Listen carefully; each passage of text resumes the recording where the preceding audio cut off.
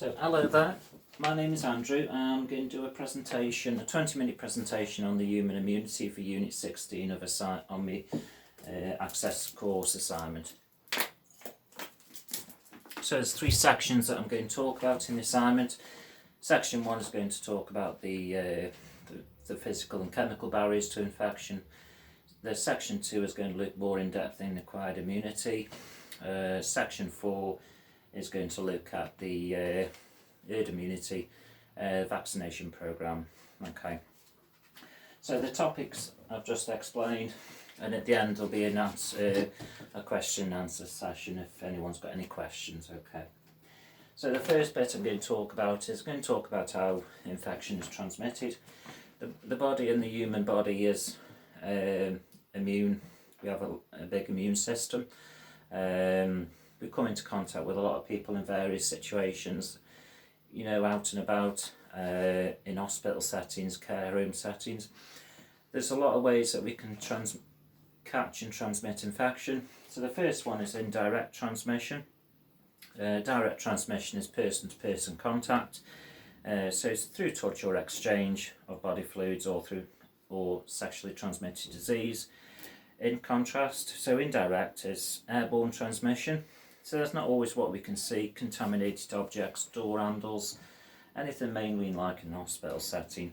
Food poisoning, we can catch through parasites, insects, insect bites, food contamination, food poisoning, and also through fungi infection.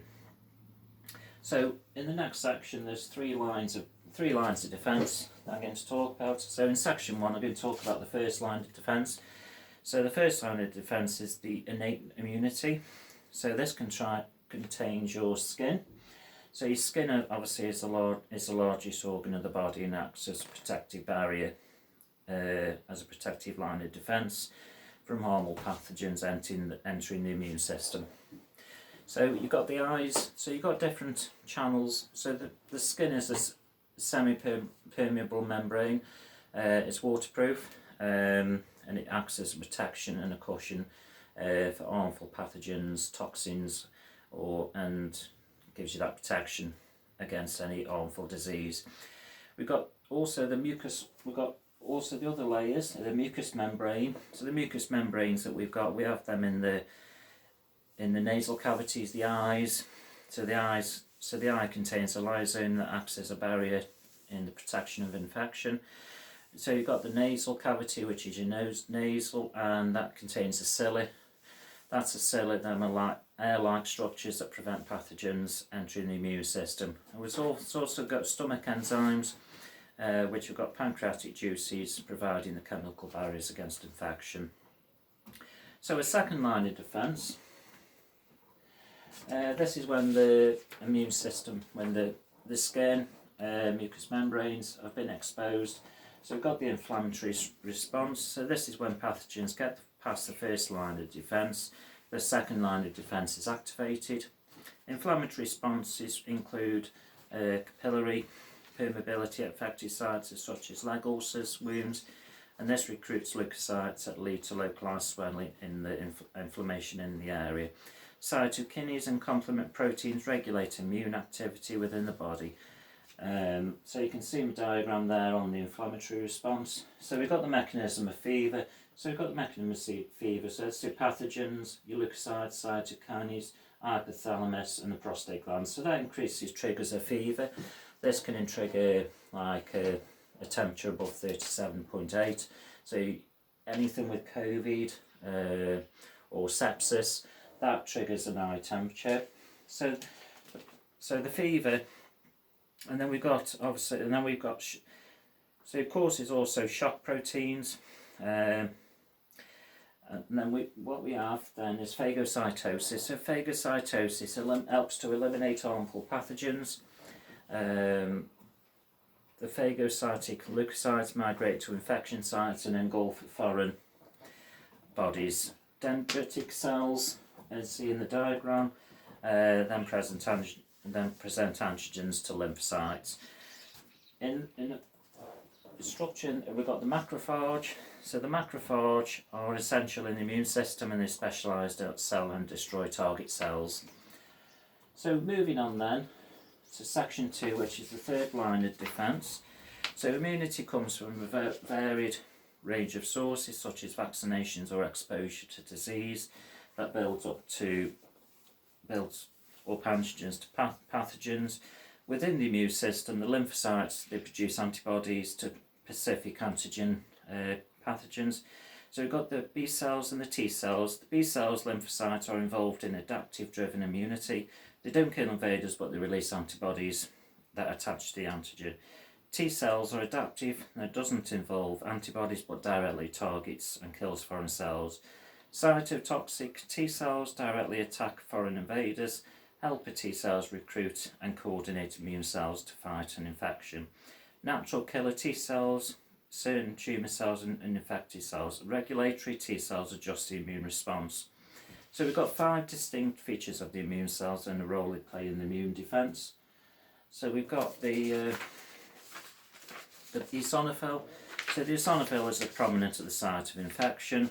The primary response is to large multicellular parasites. The basophils are responsible for initiating inflammatory response, and they act like mast cells and circulate in the bloodstream because they have the prominent inflammation, and they are common contributors to allergic reactions.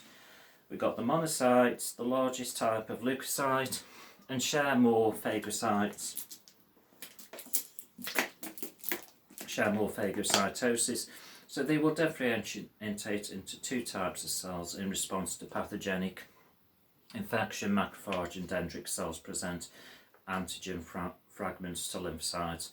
Lymphocytes are responsible for the production of antibodies which target specific antigens present on pathogens. Lymphocytes include B cells, which are antibody secreting plasma cells. T cells mediate B cell activity, and lymphocytes are involved in the destruction of infected virus cells.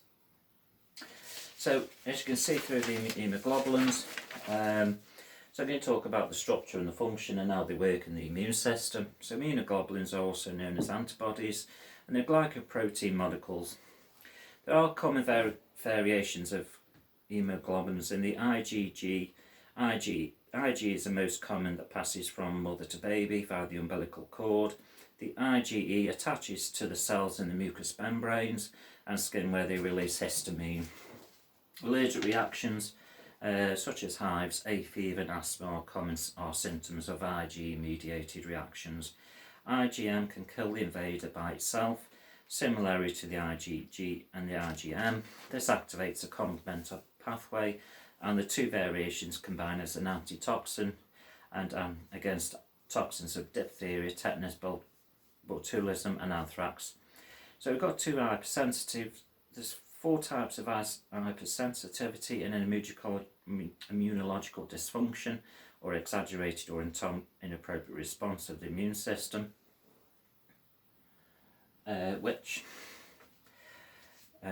so we've got type 1 is hypersensitivity or allergy, which is mediated by the IgE and mast cells.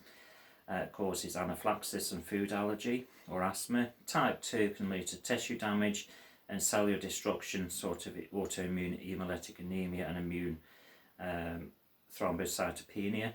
Type 3 is excessive production of immune complexes, and type 4 is mediated by T cells and macrophages, causing diseases such as multiple sclerosis and rheumatoid arthritis. So then I've got some statistics on the different prevalence of the white blood cells. So self-recognition, moving on. So within the immune system is the self-recognition is the immune system's ability to destroy invaders. However, the system must first recognise them. The immune system must identify what is non-self from what is self. The immune system makes a distinction because of all cells have identification molecules or antigens on the surfaces. The most important self-identification is human leukocytes antigen HLA.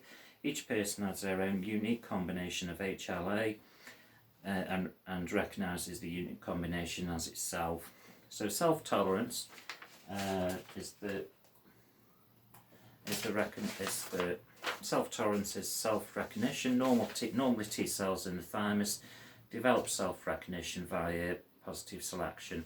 Self-tolerance is developed by negative selection of the T cells produced, and only 1 in 5% will become immune competent cells. So furthermore, if you look at organ rejection and transplanted organs, so the organ rejection is when the immune system recognises a organ donor or tissue. It can actually refer to it as a foreign object. Self-antigens trigger an immune response and stimulate production of antigen-specific antibodies. The immune HLA is the complex group of genes that encode the proteins responsible for identifying foreign agents to the immune system. Rejection occurs when the immune system attacks a donated organ or tissue. So we've got histocompatibility is used to ensure the compatibility of the recipient and the donor to avoid rejection. There's 3 types of rejection: hyperacute, which occurs after a few minutes after transplant. Acute occurs anytime for the first week to 3 months. Then we've got chronic, which can take place over many years.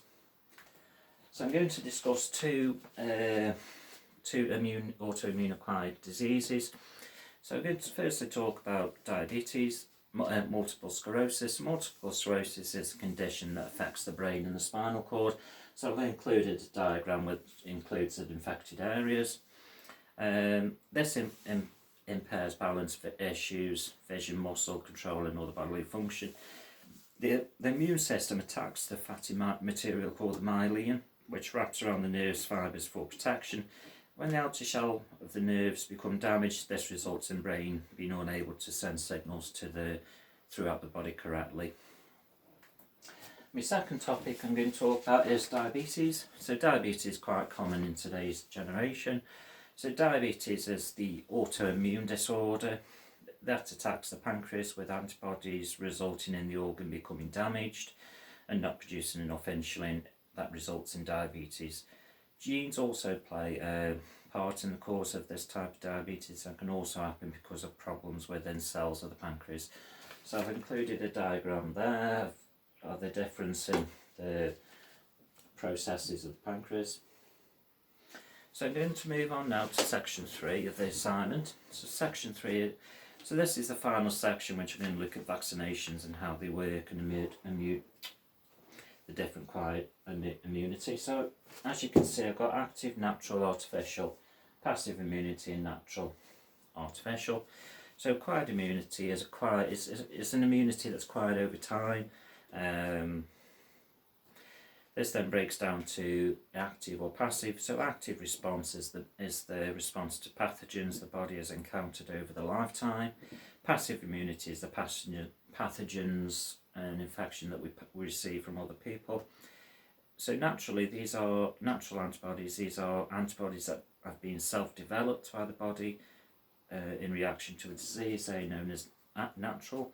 Artificially, this comes from vaccinations that we receive from the doctors, where the body's exposed to the version of the pathogen. That's a weakened down version to develop antibodies. The natural passive immunity is received through the placenta of the umbilical cord of the mother, and also which comes from breast milk, which serves well for the first 6 months of a child's life. Artificial passive, these are the antibodies received from medicines or antitoxins and antivenoms. Unlike active immunity, passive immunity is quick working but doesn't last a long time, which can result in, as we're going to discuss about more, in vaccinations.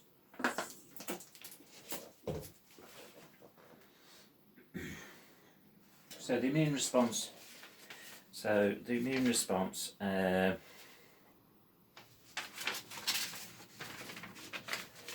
immunological memory is the ability to recognise and respond to a pathogen in the immune system.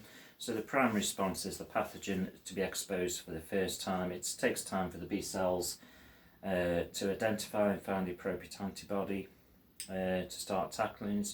So this allows for the infection to hold and cause symptoms. Memory cells then are released upon encountering you to remember the correct antibody on the second response.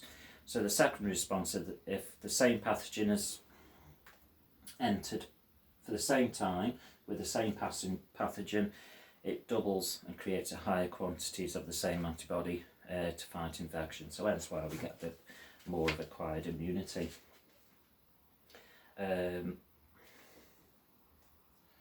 So as you can see, I've got a diagram there. So moving on to the vaccinations. Vaccinations have been rolled out and obviously have helped to eradicate smallpox.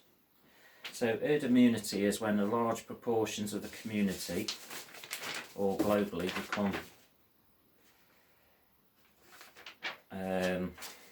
immune or specific to diseases. So herd immunity is effectively stopping the spread of disease. However, this is only possible by vaccinations. COVID-19 over the past 2 years has dominated headlines and scientists. So epidemiologists have worked tirelessly to work out how the variants work and the virus is transmitted.